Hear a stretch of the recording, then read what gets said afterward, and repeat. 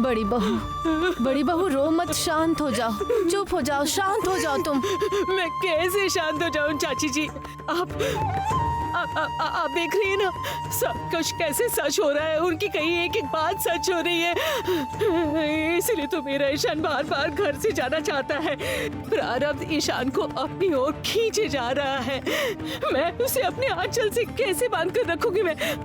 मुझे बहुत डर लग रहा है, बहुत डर लग रहा है। मुझे ऐसा लग रहा है कि अब समय हो गया है, उस भविष्यवाणी का सच होने का समय हो गया है। चुप हो जाओ बड़ी बहू, चुप हो जाओ, चुप हो जाओ। ये बात किसी को मत बताना।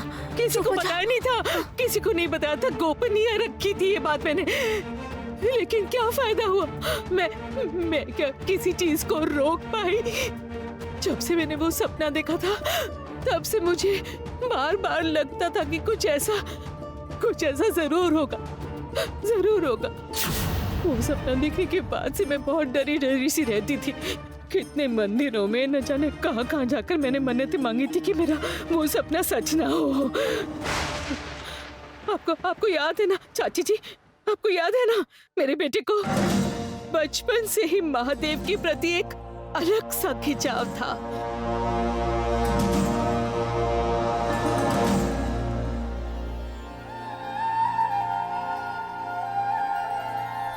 ईशान, ईशान, ईशान, ईशान, तुम यहाँ पर हो? और मैंने पूरा घर ढूंढ लिया। इश, ये कीचड़ और मिट्टी से क्या कर रहे हो तुम बेटा? देख रही है ना, मैं शिवलिंग बना रहा हूँ। शिवलिंग बनाते बनाते खाना पीना सब कुछ भूल गए हो तुम। हाँ माँ, मेरा विश्वास कीजिए, मैं जब भी महादेव के बारे में सोचता हूँ तो मुझे कुछ भी याद नहीं रहता। सब कुछ मैं जैसे भूल जाता हूँ, खुद को भी भूल जाता हूँ। पता है माँ, मुझे ऐसा लगता है जैसे मुझे कोई पुकार रहा है। तब मुझे लगता है कि जैसे मैं चले जाऊं बहुत दूर, उस कैलाश पर्वत पे।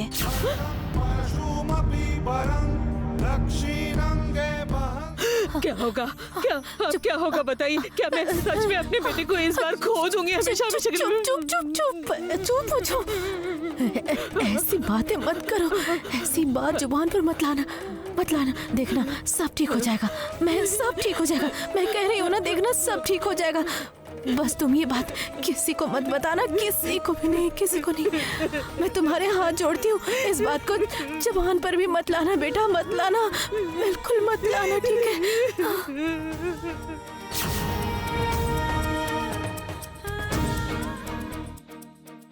जहां तक मुझे समझ में आ रहा है, अब से ये मंदिर ही हमारा परमानेंट एड्रेस हो जाएगा गौरी।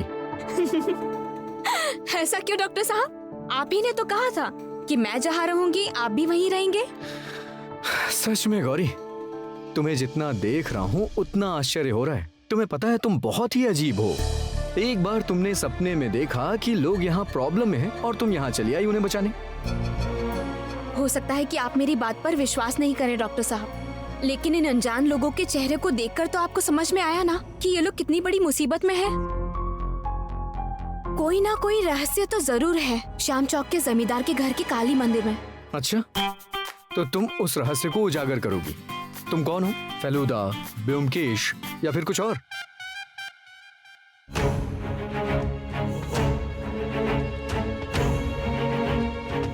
आप लोग क्या है ये? ये इस मंदिर की एक अमूल्य संपत्ति है जो किसी अज्ञात कारण से दोष युक्त होकर इस तरह पड़ा हुआ है।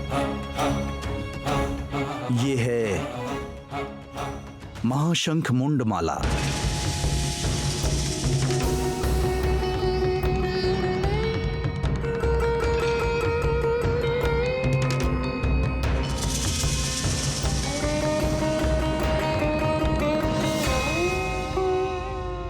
लेकिन इसका यहाँ के लोगों के खतरे से क्या लेना देना है?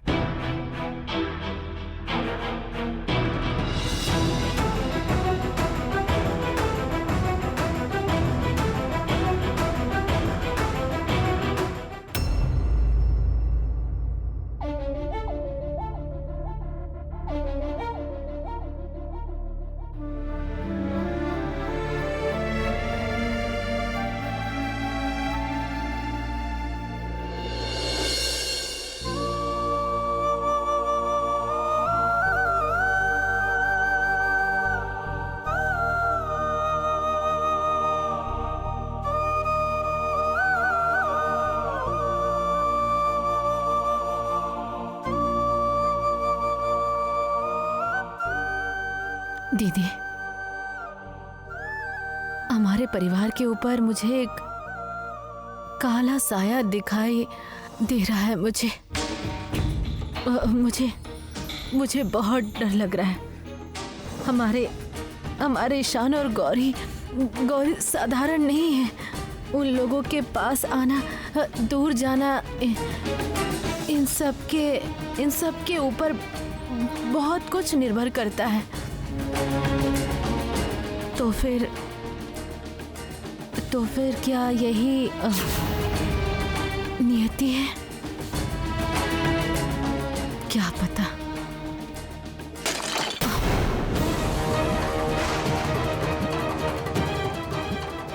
ये क्या? दीदी का गुल्लक क्यों टूट गया? ऐसा तो पहले कभी नहीं हुआ।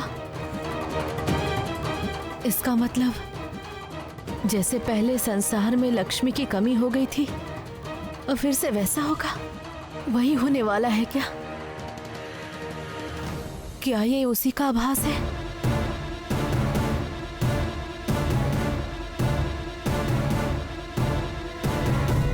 क्या बात है? भैया कमरे में नहीं है।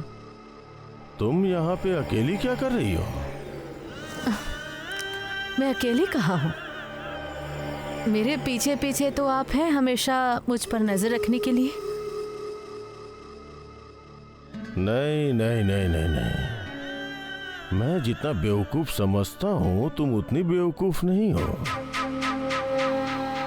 तुम बहुत कुछ कर रही हो जिसकी खबर मुझे नहीं हो रही है। कर क्या रही हो तुम अरुंधति? क्या?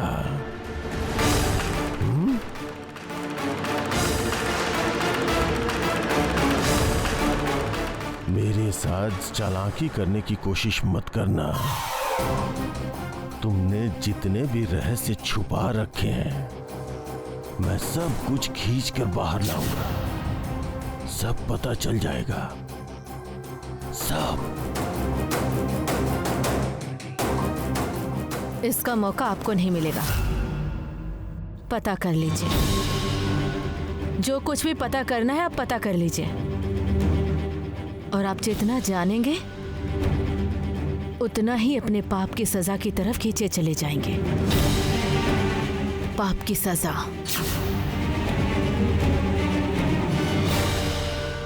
बताइए ना, ये महाशंख और मुंडमाला का मंदिर के दोष लगने से क्या संबंध हो सकता है? मुझे तो कुछ समझ में नहीं आ रहा, खुल के बताइए। ये मंदिर बहुत पुराना है। इतना पुराना है कि तब यहाँ पर श्याम चौक का कोई अस्तित्व नहीं था। घने जंगल में था ये मंदिर। हमारे पूर्वजों ने यहाँ आकर ये श्याम चौक गांव को बसाया था। जंगल साफ करके मंदिर के पास में ही इस हवेली को बनवाया था।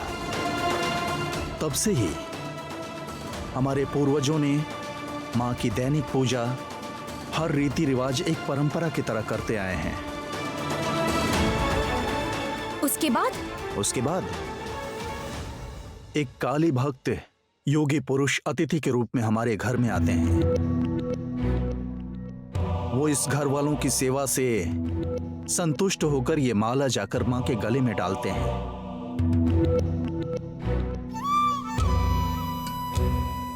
ये माला की कोई खासियत है क्या? हाँ है ना।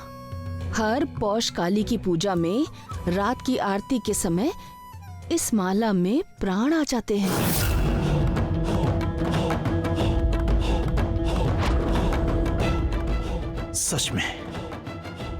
सच में वो एक अद्भुत दृश्य होता है।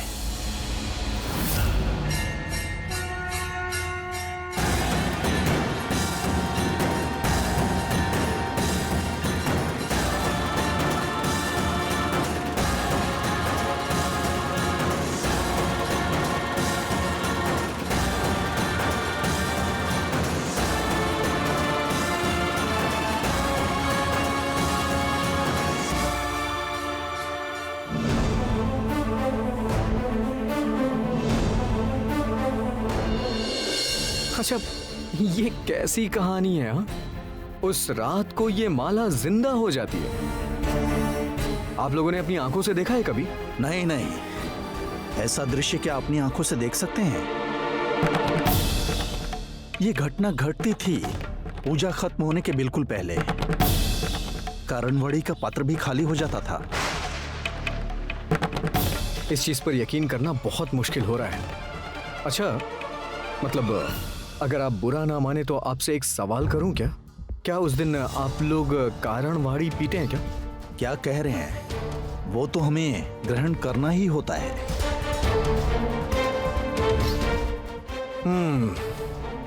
समझ गया मैं। उस कारणवाड़ी के नशे की वजह से इन्हें ऊट पटांग दिखता है। तो फिर क्या आज भी वही अद्भुत घटना घटने वाली है? नहीं, लगभग 20 सालों से इस गांव में पौष काली माँ की पूजा नहीं होती। क्यों? पूरे गांव में क्यों नहीं होती है? इस गांव का एक नियम था कि जमींदार के घर में सबसे पहले पौष काली की पूजा होगी, उसके बाद गांव के दूसरे घर में होगी। लेकिन 20 साल पहले मेरे मझले देवर वीरेंद्र नारायण की मौत हो जाती है। उसके बाद से इस माला में कभी प्राण आते ही नहीं।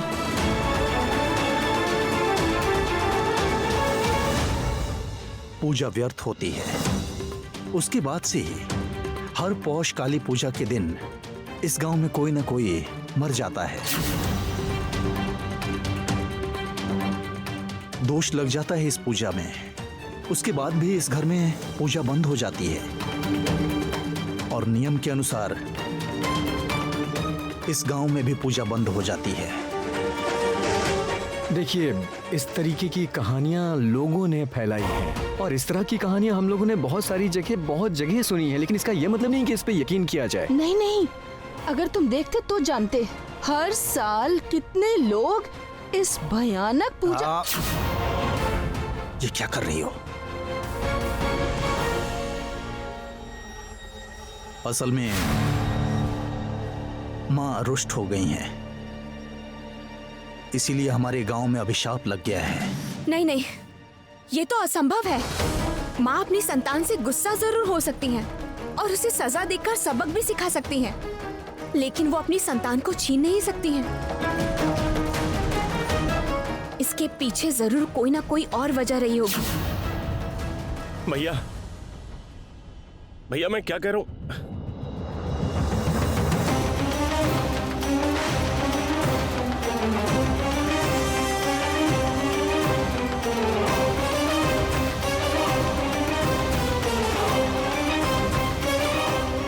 क्या बात है? ये लोग आज के दिन जमींदार के घर में अतिथि?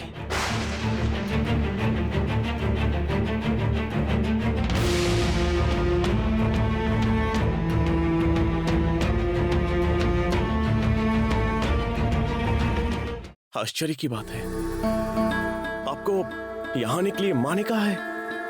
अद्भुत। और फिर आप लोगों ने जानने की कोशिश तो की होगी ना कि ये दोष किस वजह से लगा है? हाँ पता है, लेकिन कभी कोशिश नहीं की, क्योंकि उसका कोई फायदा नहीं। असल में ऐसे नियमों का पालन करना बहुत कठिन होता है। मुझे लगता है कि ऐसा करना किसी के लिए भी संभव नहीं है, इसीलिए मैंने हार मान लिया है। और इसके अलावा भैया भाभी तो यहाँ रहते भी नहीं, मैं इस घर में अकेला ही रहता हूँ। सिर्फ नियम है, इसलिए पौष काली के पूजा के दौरान भैया और भाभी यहाँ आते हैं, लेकिन गलती से भी हम इस दिन इस मंदिर में कभी कदम भी नहीं रखते हैं।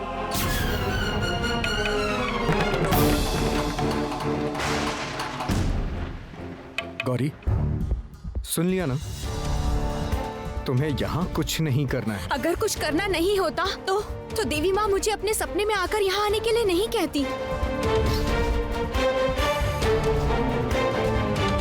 गौरी, फिर से तुमने वही बात करनी शुरू कर दिया। और कोई बात मैं कैसे करूँ बताइए? अभी तक मैंने आपको जो जो कहा है ठीक वैसा वैसा ही तो हुआ है डॉक्टर साहब।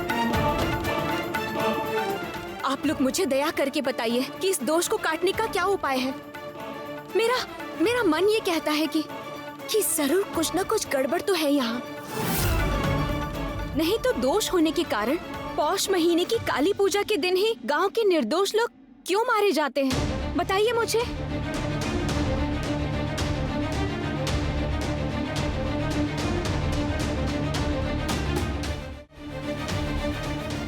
इनके चेहरे को देख के पता चल रहा है ये लोग कुछ छुपा रहे हैं। मुझे इन लोगों की कहानियों पर भरोसा नहीं हो रहा है, लेकिन इस दिन इस गांव के लोग मरते हैं, इन बात पे मेरी जिज्ञासा और बढ़ रही है। किस वजह से मरते हैं ये लोग नहीं बता रहे हैं, और ये लोग विज्ञान के दृष्टिकोण से निर्णय नहीं ले रहे हैं। ये मुझे ही करना होगा, तभी सब कुछ स्पष्ट होगा। देखिए, दोष मिटाने का एक ही तरीका है। आप इतना पूछ रहे हैं इसलिए मैं बता रही हूँ। ये सब बातें अभी तक गुप्त ही रखी गई थी, लेकिन इसके अलावा मुझे और कोई रास्ता नहीं दिख रहा। जब तुम लोगों पे भरोसा किया है तो तुम्हें बताना ही होगा। हाँ, आप मुझे सब बेझिझक होकर बताइए। देखो बेटी, ये पौष काली पूजा की रात किसी को माँ की पूजा की जिम्मेदारी लेनी होगी। उसे पूरी रात उपवास करके सिर पर जलते हुए कलश और दोनों हाथों में जलते हुए दीपक लेकर पूरी रात सूर्योदय तक माँ के सामने खड़े होकर आरती करनी होगी।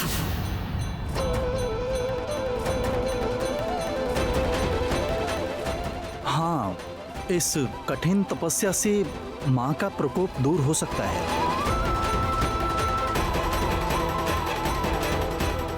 फिर से जाग उठेगी महाशंख की ये माला। लेकिन ये कठिन तपस्या करेगा कौन?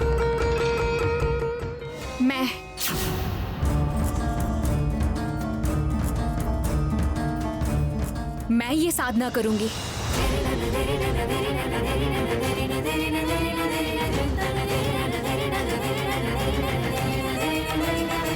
बिल्कुल नहीं गौरी, तुम ऐसा बिल्कुल नहीं करोगी।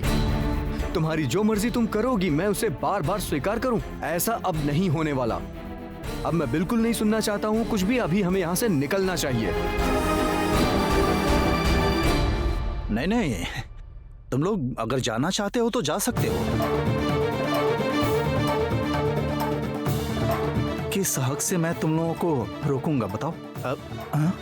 क्योंकि नियमों का पालन करना असंभव है, इसलिए मैंने इतने दिन किसी को कुछ भी नहीं बताया। गौरी ने बहुत जोर दिया तो मैंने आज उसे बता दिया। और सच में जो हमारा कुछ नहीं लगती वो हमारे लिए क्यों कष्ट उठाएगी? तुमने स्वाभाविक कारण से आपत्ति जताई, सही बात है। वो फालतू में क्यों इतनी तकलीफ उठाएगी? लेकिन पता नहीं क्यों मुझे तुम्हें देखकर ऐसा लगता है कि दुनिया में सिर्फ तुम ही एक इंसान हो जो इतने दिनों का लगा अभिशाप दूर कर सकती हो।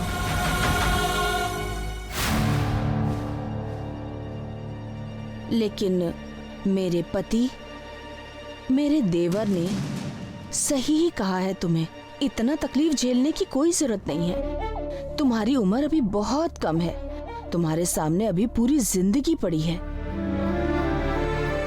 भाई, आज की रात यहीं रुक जाओ, ये मेरी विनती है। शाम के बाद बाहर निकलना ठीक नहीं होगा। ये आपने सही कहा। डर और अंधेरे का सहारा लेकर बुरे लोग मौके का फायदा बहुत अच्छी तरह से उठाते हैं।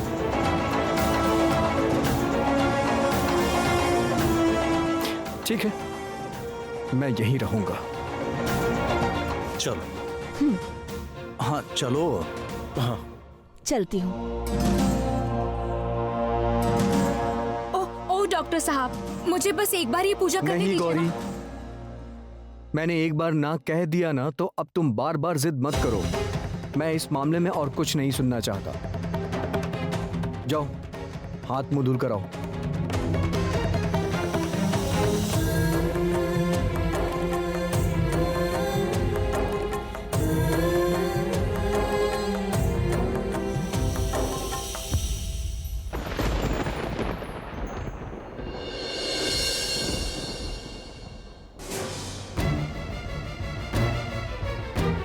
अरे, ऐसा लग रहा है कि मैं गलत कमरे में आ गई हूँ।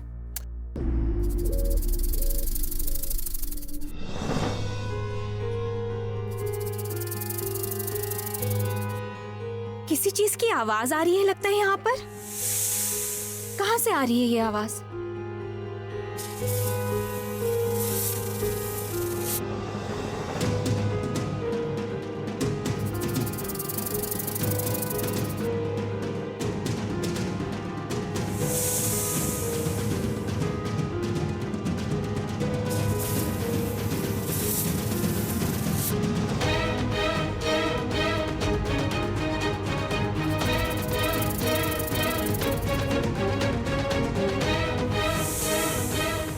ऐसा लग रहा है कि पलंग के नीचे से ही आवाज आ रही है। देखती हूँ। तुम इस कमरे में क्या कर रही हो? नहीं मतलब असल में मैं गुसल खाने में जा रही थी और गलती से आपके कमरे में आ गई। इतने बड़े घर में ये प्रॉब्लम नॉर्मल है। तुम्हें गुसल खाना जाना है ना? सीधे जाकर 2 दरवाजे के बाएं हाथ पर है। अच्छा। जाओ। मैं कह रही थी, मैंने ना आपके कमरे में किसी की आवाज सुनी। ऐसा लग रहा है कि कोई है आपके कमरे में, पता है? आवाज? कैसी आवाज? लेकिन मुझे तो कुछ सुनाई नहीं दे रहा है। तुम्हें गलतफहमी हुई होगी। नहीं, मुझे ना अभी भी साफ सुनाई दे रहा है। आप जरा ध्यान से सुनने की कोशिश कीजिए। मुझे लग रहा है इसके नीचे कुछ है। रुकिए, मैं देखती हूँ क्या है। रहने दो। मैंने कहा ना कुछ नहीं है। तुम्हें गलतफहमी हुई है। उधर। हाँ? गुसल खाना। ओह,